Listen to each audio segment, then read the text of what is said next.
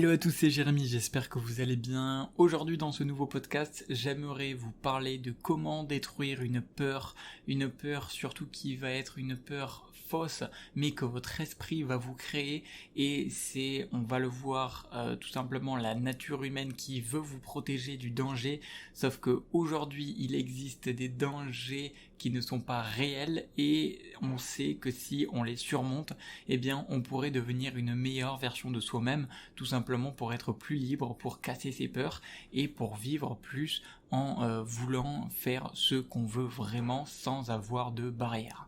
Alors dans cet podcast, dans cet épisode, je vais vous donner plusieurs clés et je vais également vous partager une histoire que j'ai moi-même vécue et expérimentée il y a quelques années maintenant, et vous allez voir que cette histoire va vraiment vous inspirer et je vais vous fournir tous les éléments que j'ai pu en tirer.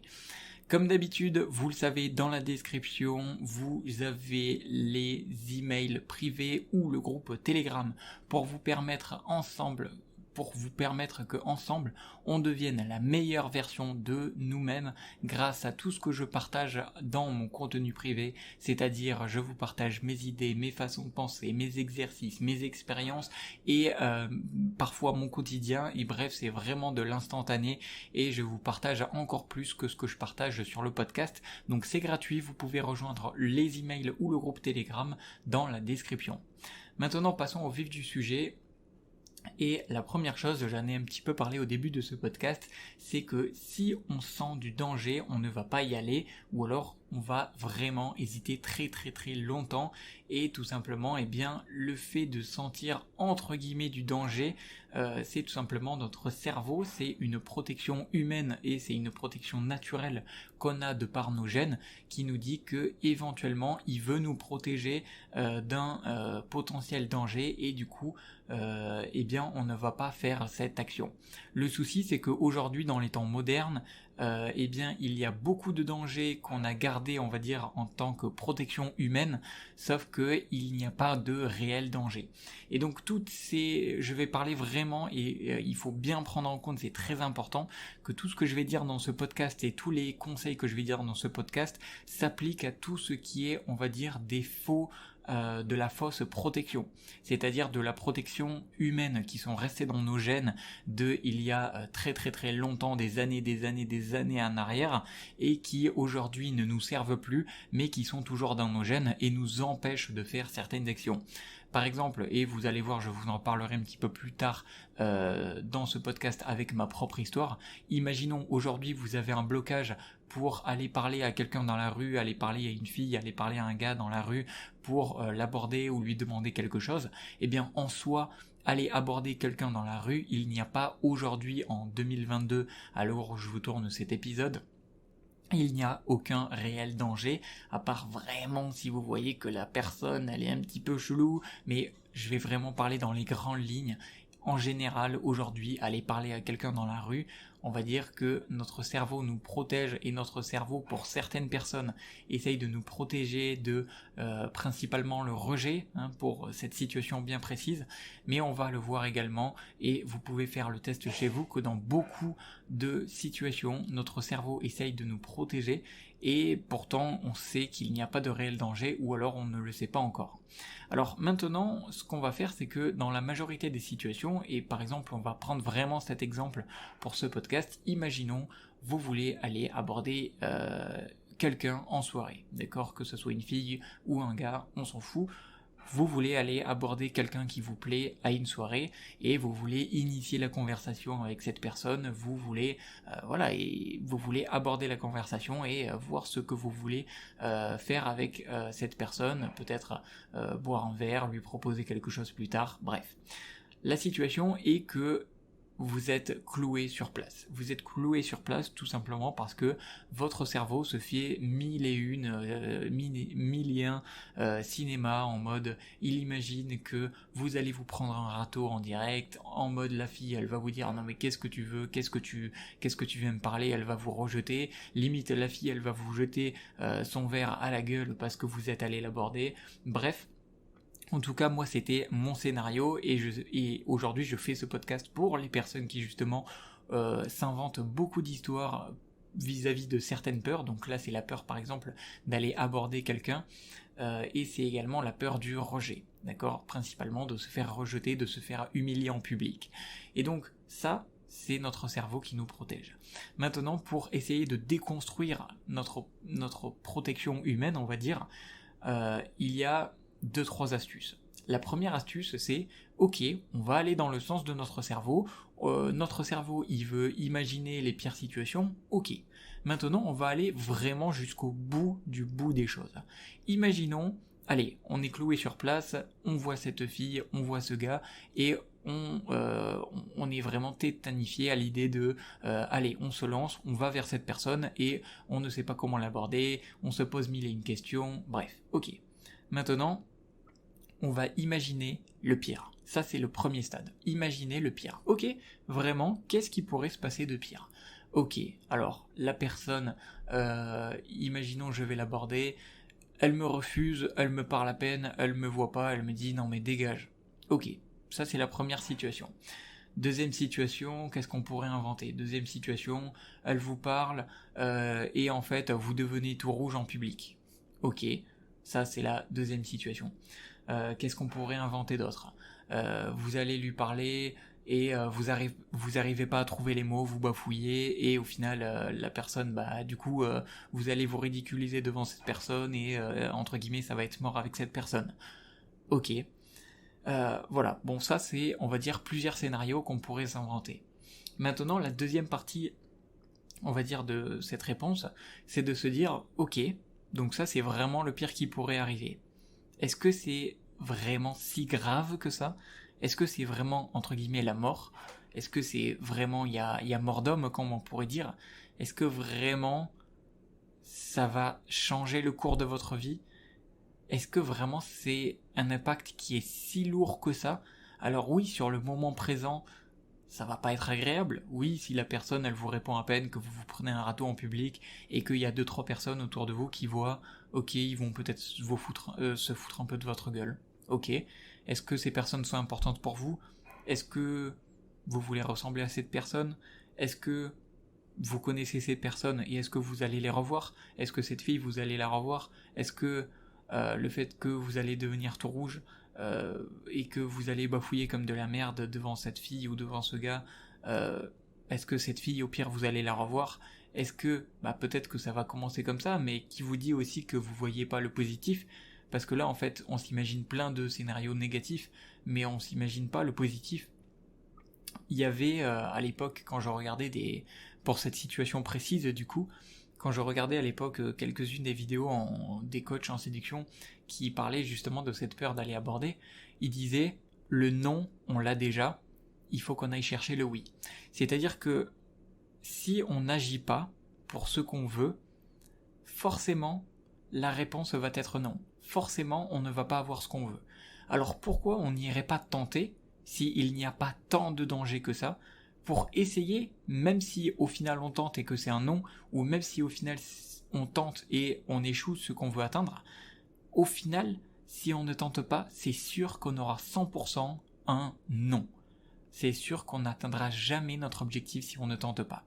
Mais si on tente, on a une chance, peut-être infime, tout dépend des situations, peut-être infime, certes, mais on a au moins une chance, mathématiquement, de réussir, ou de dire, d'aller décrocher ce fameux oui dans la situation de, par exemple, aller aborder quelqu'un. Maintenant, la deuxième partie, et le challenge, c'est de se poser ces deux questions. Une fois que vous avez une peur qui est fausse, une peur qui est, vous le savez au fond de vous, va pas vous tuer, d'accord ? Va pas vous handicaper à vie, ou va pas, on va dire qu'il n'y a pas mort d'homme. C'est pas la pire chose qui peut vous arriver dans votre vie, d'accord ? Soit c'est pas la mort, soit c'est pas la pire chose qui peut vous arriver dans votre vie. Vous pourriez vous en remettre. Tout ce que je vais appeler de la protection humaine, c'est-à-dire que c'est vraiment dans votre cerveau que vous créez des films. Eh bien, ces deux questions, c'est à chaque fois que vous avez une peur, posez-vous la première question, pourquoi ? Et ensuite, et ça c'est la deuxième partie de la question, c'est la plus importante et surtout la plus impactante, c'est ok, et alors ? Imaginons, on va reprendre notre exemple, imaginons, je suis en soirée, je veux aller aborder une fille que j'ai vue parce qu'elle me plaît, et voilà, je veux prendre contact avec elle, peut-être prendre son numéro, prendre son Instagram. Ok, ça c'est mon objectif. Maintenant, j'y vais pas parce que j'ai peur. Ok. Pourquoi j'ai peur ? C'est pourquoi ? La première question, c'est pourquoi ? J'ai peur parce que je vais me prendre un râteau, parce qu'elle va me rejeter. J'ai peur parce qu'elle va me rejeter et il y en a d'autres qui vont me voir. J'ai peur parce que je vais devenir tout rouge, je vais pas savoir quoi dire et ça va être mort avec la meuf. Ok, donc ça, on va dire que c'est plusieurs scénarios possibles. Maintenant, dites-vous, ok, et alors ? Maintenant, si on déconstruit chaque peur, on va dire. On va prendre toutes les peurs et on va les déconstruire avec le pourquoi, ok, et alors. J'y vais pas parce que je vais devenir tout rouge et je vais bafouiller devant cette fille. Ok, et alors ? La fille, voilà, elle va voir que je suis ridicule en face d'elle et voilà, je vais me ridiculiser. Ok, et alors ? Je vais me ridiculiser devant la fille et du coup, elle va plus vouloir de moi et voilà, j'aurais perdu cette fille que je trouvais jolie. Ok, et alors je devrais trouver d'autres filles. Ok, donc là on est vraiment arrivé au bout de la déconstruction de cette peur. C'est-à-dire que avec le ok et alors en boucle jusqu'à ne plus trouver de réponse, on est arrivé vraiment mathématiquement, j'ai envie de dire, à déconstruire la peur. Maintenant, si on prend une autre peur, je vais pas vers cette fille. Pourquoi ? Parce que je vais me prendre un râteau, elle va me dire non, et il y a des personnes autour de moi qui vont se foutre de ma gueule. Ok, et alors ? Déjà j'aurais perdu la fille que je voulais, et en plus voilà, je vais être un peu humilié en public de par quelques personnes qui vont se foutre de ma gueule. Ok, et alors ? Ouais, rien. Voilà.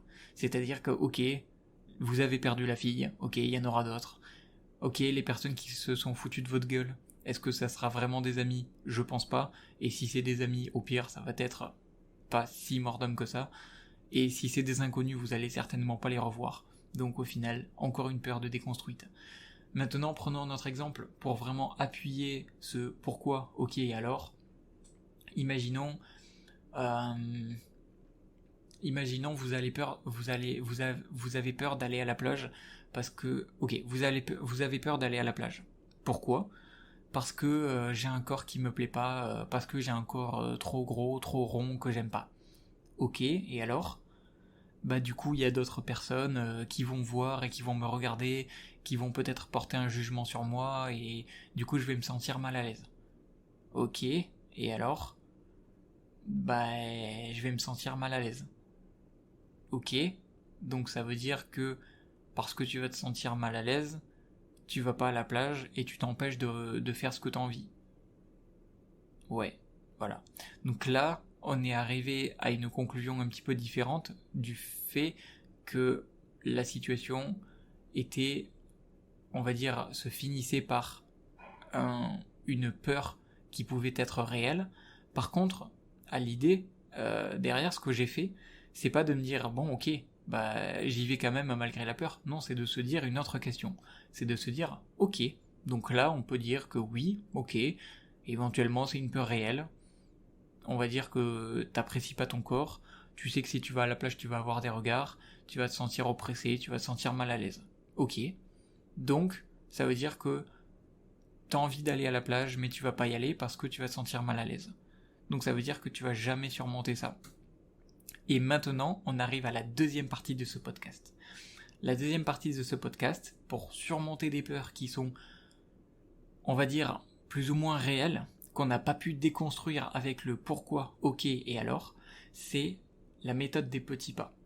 C'est-à-dire que là, le point numéro 1, le point de départ, c'est est-ce qu'on peut analyser qu'il n'y ait pas de danger réel, c'est-à-dire de danger mortel, de danger que je ne pourrai plus jamais m'en remettre à vie.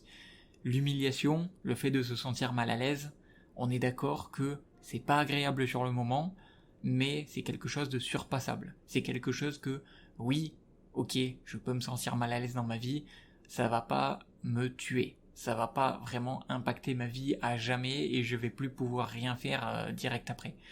Donc déjà, ok, c'est une peur, ok, on va dire qu'elle peut être fondée, mais il n'y a pas de danger de mort, si j'ai envie de dire. Il n'y a pas de réel danger extrême. Donc ça, c'est la première partie. De se dire que, ok, ça va pas être agréable, mais c'est pas pour autant que c'est pas surpassable. Donc ça, c'est la première étape. La deuxième étape, c'est un mix entre les petits pas et de foncer sans réfléchir. C'est-à-dire que, vous allez choisir des petits pas.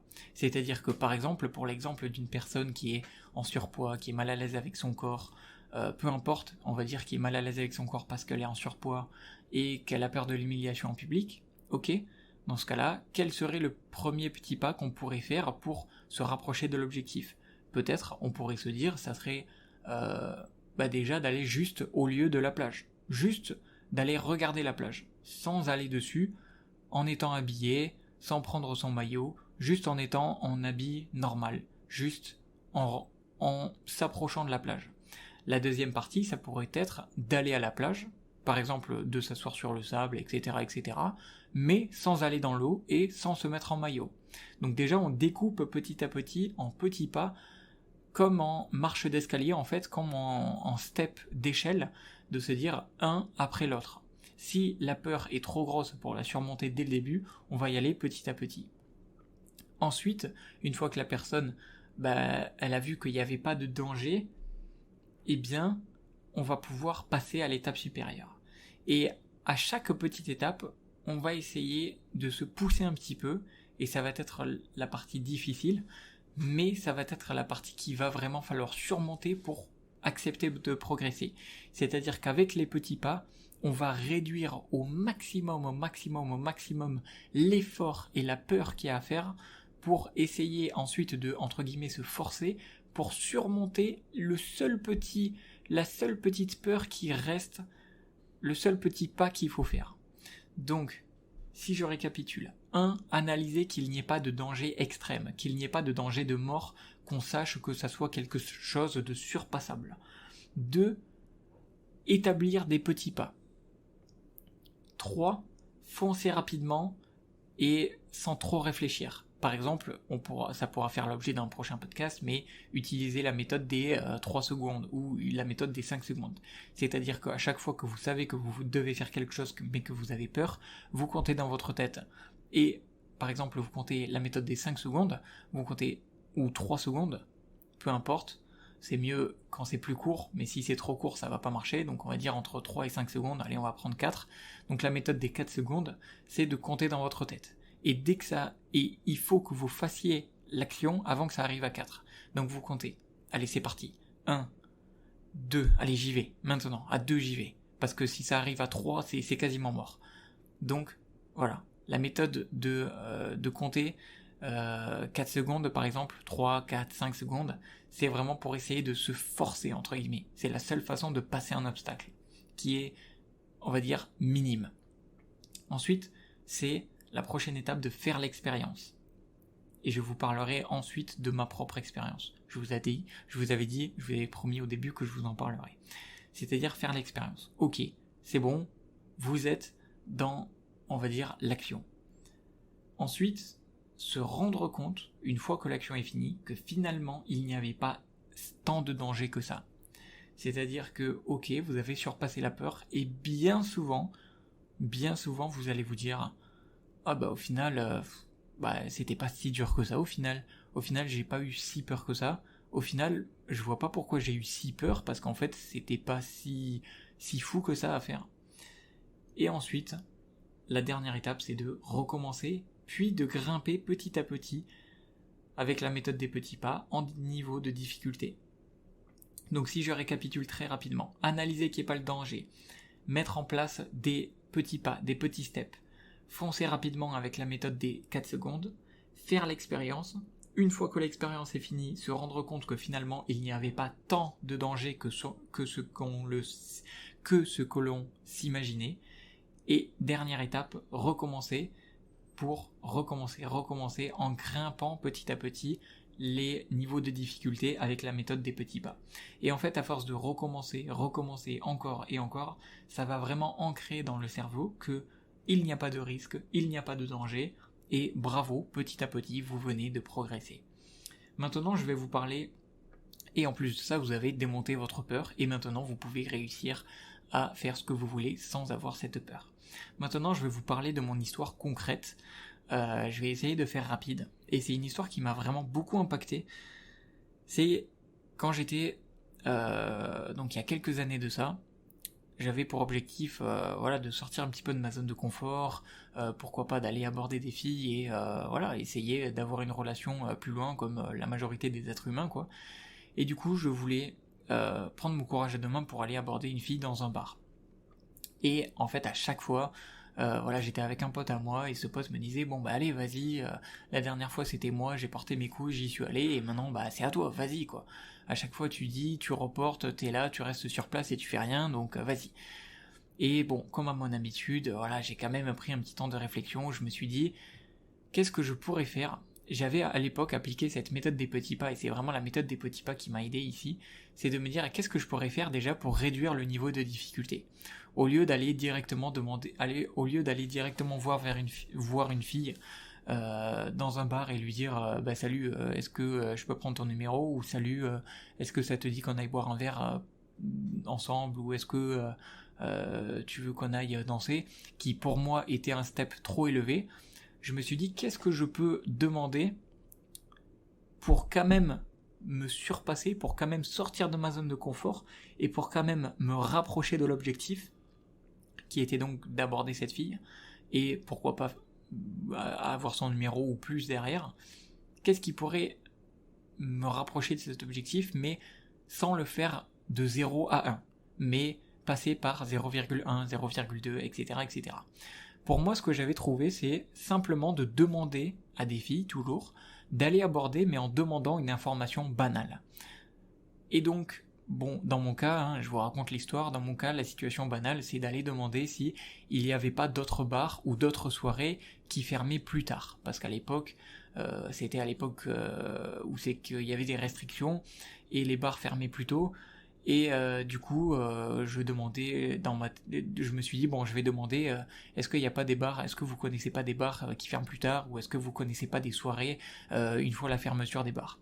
Je me suis dit déjà, ça sera quelque chose qui va moins m'engager, et je me dis qu'on peut tous demander une information à quelqu'un d'inconnu dans la rue. C'est pas insurmontable. Donc déjà, analyser qu'il n'y avait pas de danger, je l'avais fait. Découper en petits pas, je l'avais fait.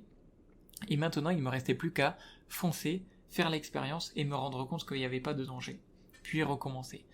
Et du coup, c'est ce que j'ai fait. C'est-à-dire que j'ai fait la méthode des quelques secondes et je me suis dit, bon, au début, je regardais un petit peu à droite à gauche, je me suis dit, bon, faut choisir la cible, entre guillemets. Quelle fille je vais aller aborder, et puis là, bon, cette fille, peut-être je peux aller choisir une fille qui m'impressionne pas trop au début parce qu'elle est pas, on va dire, trop belle, ou elle m'impressionne pas d'une manière générale, j'ai envie de dire.